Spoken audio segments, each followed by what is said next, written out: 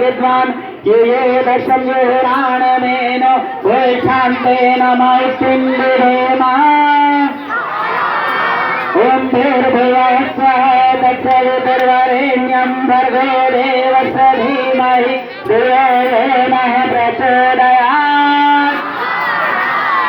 अच्छा ये बताइए, आपने अपने इतने बड़े जीवन में कोई मंत्र याद किया है कि नहीं किया? कौन सा किया? एक मंत्र तो जरूर याद किया होगा। कौन सा किया? गायत्री मंत्र। बहुत अच्छा। और वही मंत्र को पकड़ लिया जो वेदों का सार है, वही मंत्र सीख लिया जो आपके जीवन की जड़ है, आपके जीवन का सार है, वही मंत्र को पकड़ा है। वो कौन सा मंत्र है? गायत्री मंत्र। क्या मिलता है इससे? बोलिए, क्या मिलेगा ये मंत्र बोलने से? केवल एक चीज मिलती है और वो है मेधा बुद्धि। क्या है? मेधा बुद्धि।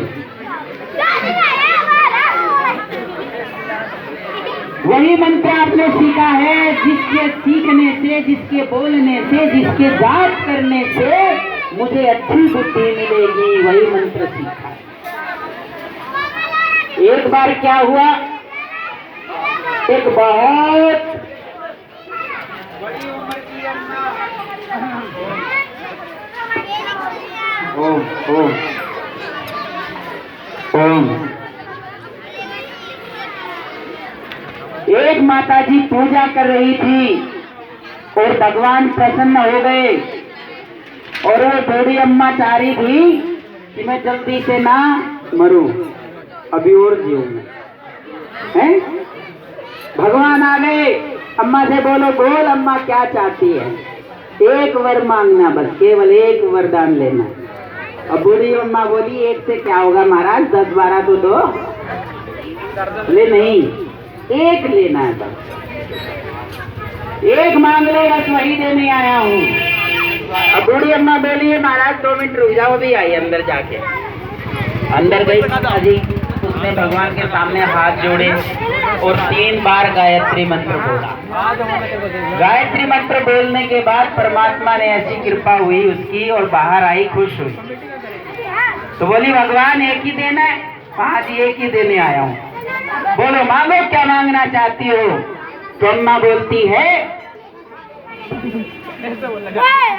मेरे पोतों को मैं अपने सोने की थाली में खाना खाते हुए देखूं।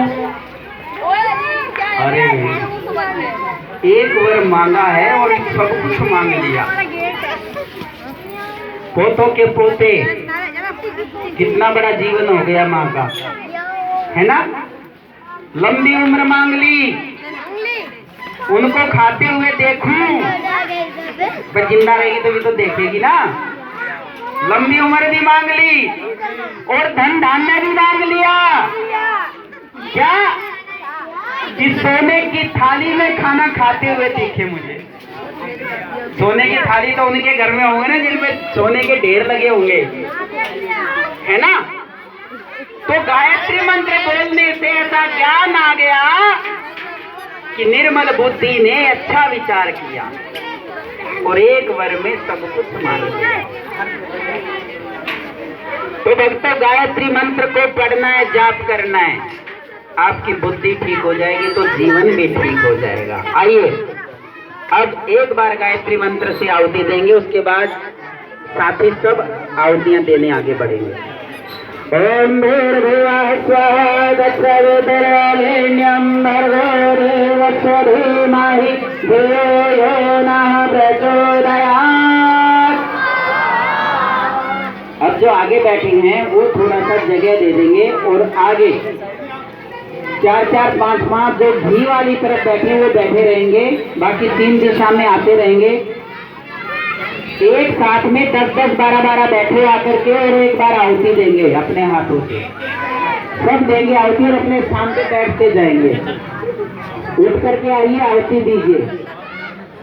ओम भूर्भुवः स्वः तत्सवितुर्वरेण्यं भर्गो देवस्य धीमहि धियो यो नः प्रचोदयात्। बस और आ जाओ। और जिसकी आहुति हो गई वो पीछे हो जाओ, और जिसने नहीं दिया वो आगे आते जाओ। बैठ करके देंगे। ओम भूर्भुवः स्वः तत्सवितुर्वरेण्यं भर्गो देवस्य धीमहि धियो यो नः प्रचोदयात्। बस और दूसरे आ जाओ। एक बार आहुति दो, अपनी जगह पे बैठ जाओ और फिर दूसरे आ जाओ। ओम भूर्भुवः स्वः तत्सवितुर्वरेण्यं भर्गो देवस्य धीमहि धियो यो नः प्रचोदयात्। बस बैठ जाओ। अब और आ जाओ।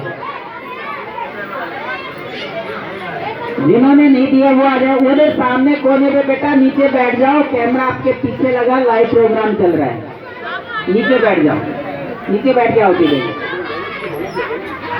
और सुनेंगे। अब गायत्री मंत्र अब आप खुद बोलेंगे और स्वा बोलेंगे। याद है ना सबको? चलो बोलेंगे।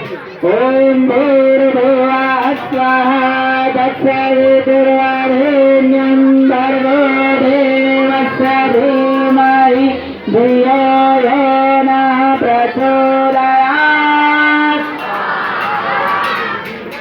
अब जो और रह गई हैं तो वो आ जाओ। सबकी हो गई आहुति। अब बैठ जाओ अपनी जगह पे। अभी उठ के नहीं जाना, आरती होगी उसके बाद जाना है। आइए, तीन बार गायत्री मंत्र से आहुति दे करके हम पूर्ण आहुति करेंगे। ओम भूर्भुवः स्वः तत्सवितुर्वरेण्यं भर्गो देवस्य धीमहि धियो यो नः प्रचोदयात्।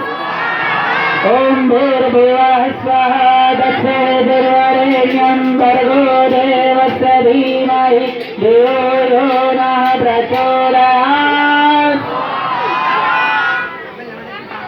ओम भूर्भुवः स्वः तत्सवितुर्वरेण्यं भर्गो देवस्य धीमहि धियो यो नः प्रचोदयात्। आइए इस पवित्र पूजा की हम पूर्ण आहुति करेंगे। 3 बार आहुति देंगे, स्वाहा जरूर बोलेंगे। आइए। ओम सर्वमय पूर्णं स्वाहा। ओम सर्वमय पूर्णं स्वाहा। ओम सर्वमय पूर्णं स्वाहा। देखिए, जहाँ पर ये हवन होते थे, पूजा होती थी, उन हवनों में बाधा डालने बड़े बड़े राक्षस आते थे। वो राक्षस कैसे होते थे? बड़े बड़े बाल, बड़े बड़े नाखून, बड़े बड़े दांत, और वो बाधा डालते। अब उन राक्षसों का रूप बदल गया। आज भी राक्षस आते हैं बाधा डालने। जैसे एक राक्षस वो बजा रहा है गेट को, है ना? अब उनका रूप बदल गया। उनके बड़े बड़े बाल दिए, अपन नाई से बढ़िया बाल कटा के आते, है ना? तो आपने क्या बनना है ये तय कर लो। आपने इंसान बनना है, आपने देवता बनना है, आपने राक्षस बनना है, या आपने पिशाच बनना है,